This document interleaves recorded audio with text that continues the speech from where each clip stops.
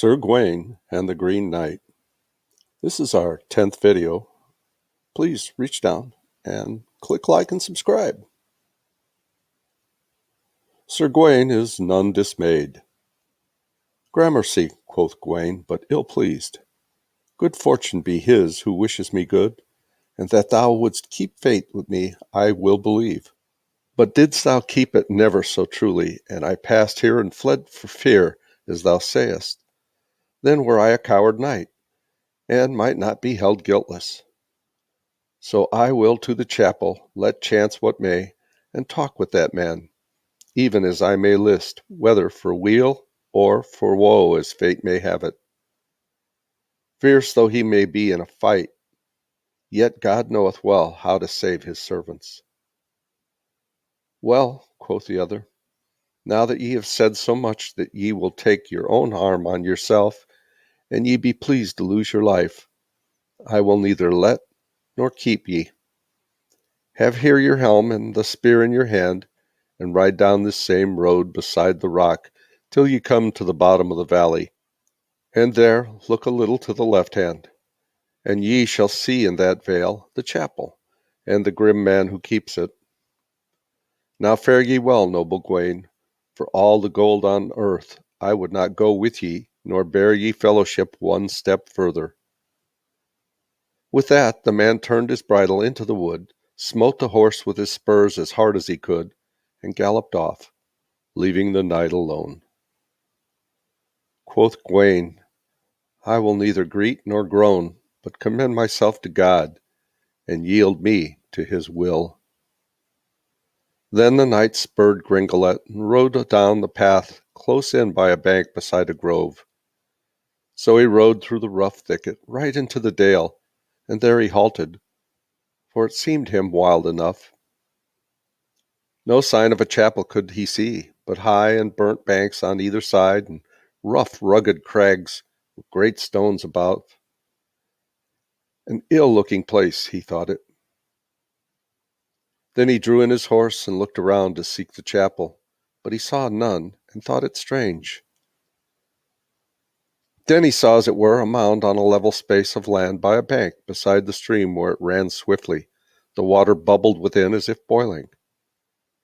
The knight turned his steed to the mound and lighted down and tied the rein on the branch of a linden, and he turned to the mound and walked around it, questioning within himself what it might be. It had a hole at the end at either side, and was overgrown with clumps of grass, and was hollow within as an old cave or the crevice of a crag. He knew not what it might be. The finding of the chapel. Ah, quoth Gawain, can this be the Green Chapel?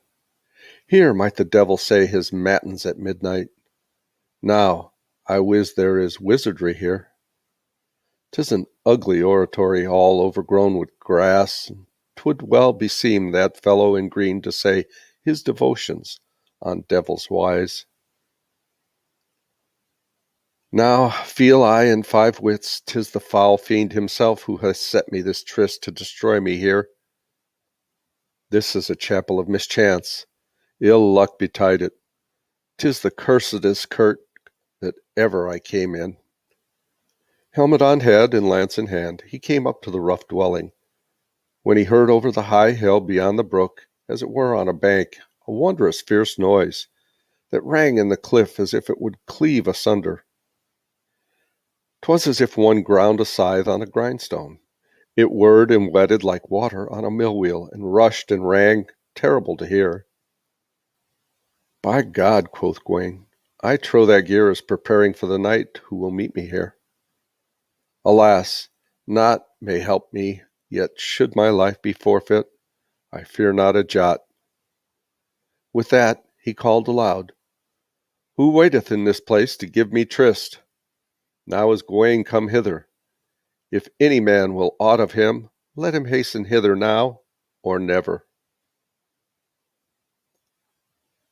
The coming of the Green Knight. Stay, quoth one on the bank above his head, and ye shall speedily have that which I promised ye. Yet for a while the noise of wedding went on ere he appeared, and then he came forth from a cave in the crag, and a fell weapon, a Danish axe newly dight, wherewith to deal the blow. An evil head it had, 4 feet large, no less, sharply ground, and bound to the handle by the lace that gleamed brightly. And the knight himself was all green as before, face and foot, locks and beards, but now he was afoot.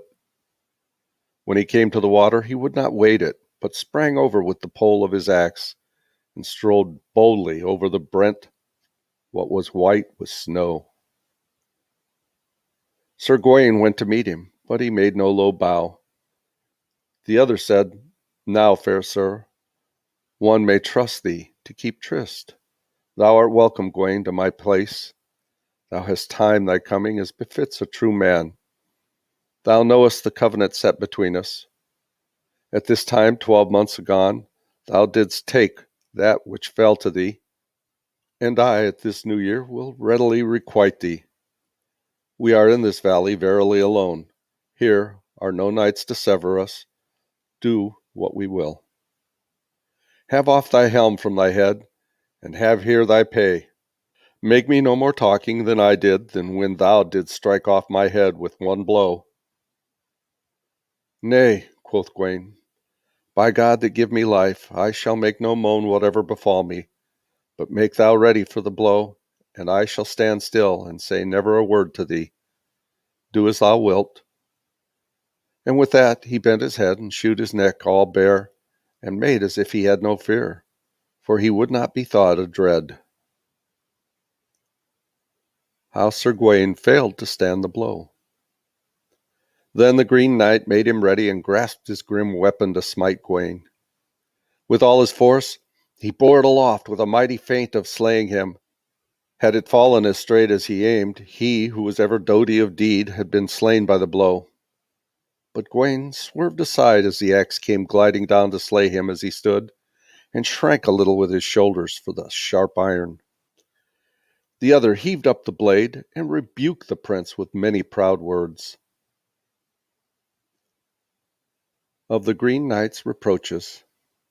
Thou art not Gawain, he said, who is held so valiant that never feared he man by hill or vale, but thou shrinkest for fear ere thou feelest hurt.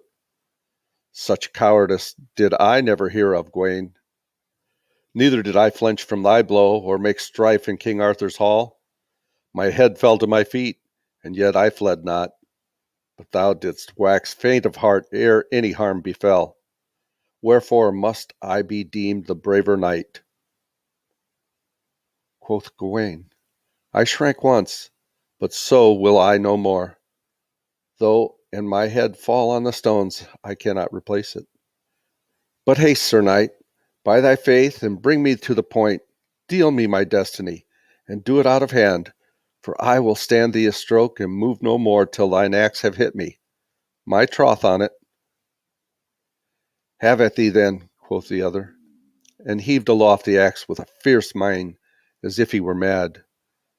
He stroked at him fiercely, but wounded him not, withholding his hand ere it might strike him.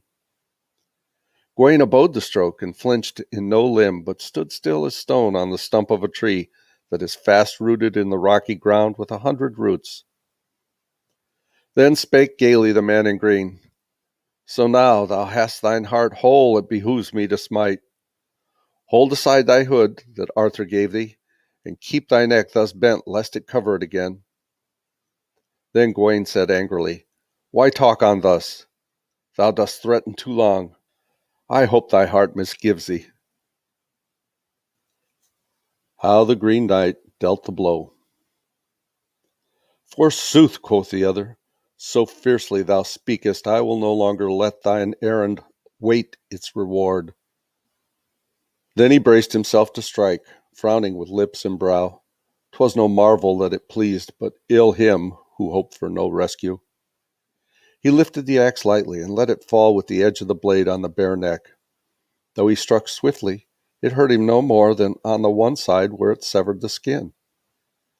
The sharp blade cut into the flesh so that the blood ran over his shoulder to the ground, And when the knight saw the blood staining the snow, he sprang forth swift-foot, more than a spear's length, seized his helmet, and set it on his head, casting his shield over his shoulder, drew out his bright sword, and spake boldly. Never since he was born was he half so blithe. Stop, Sir Knight, bid me no more blows. I have stood a stroke here without flinching, and if thou give me another, I shall requite thee, and give thee as good again. By the covenant made betwixt us in Arthur's hall, but one blow falls to me here. Halt, therefore. Of the 3 covenants. Then the Green Knight drew off from him and leaned on his axe, setting the shaft on the ground, and looked on Gawain as he stood all armed and faced him fearlessly. At heart it pleased him well. Then he spake merrily in a loud voice, and said to the knight, Bold sir, be not so fierce. No man here hath done thee wrong, nor will do, save by covenant, as we made at Arthur's court. I promised thee a blow, and thou hast it. Hold thyself well paid. I release thee of all other claims. If I had been so minded, I might perchance have given thee a rougher buffet. First I menaced thee with a feigned one, and hurt thee not for the covenant we made in the first night, and which thou didst hold truly. All the gain didst thou give me as a true man should. The other feint I proffered thee for the morrow. My fair wife kissed thee, and thou didst give me her kisses.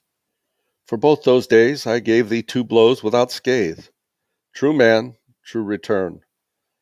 But the 3rd time thou didst fail, and therefore hadst thou that blow. For 'tis my weed thou wearest, that same woven girdle. My own wife wrought it, that do I wot forsooth. Now know I well thy kisses, and thy conversation, and the wooing of my wife, for 'twas my own doing. I sent her to try thee, and in sooth I think thou art the most faultless knight that ever trod earth.